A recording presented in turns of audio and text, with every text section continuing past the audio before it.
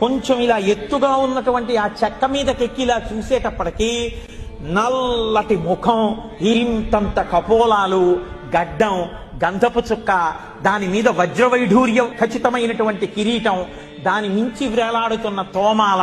కుడి చేతిలో చక్రం, ఎడం చేతిలో శంఖం, అక్కడ వరకు కనపడేటప్పటికే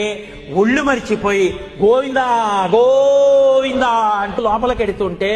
మీరు ఎడుతున్నారో మిమ్మల్ని తోస్తున్నారో తెలియని స్థితిలో ఇలా దగ్గరికి ఎడితే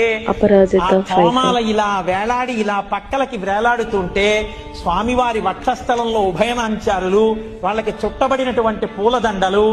మహానుభావుడు మెడలో వేసినటువంటి పెద్ద పెద్ద సాలగ్రామాల మాలలు, ఆ కడుపు కొద్దిగా ఇలా వంగినటువంటి నడుము, దానికి పెట్టుకున్నటువంటి బ్రహ్మాండమైన వడ్డానం, ఆ చేతి వంక చూస్తే మణుల చేత పొదగబడిన ఆ చేతిని చూసి ఇందరికీ అభయమ్ములిచ్చు చేయి కందువకు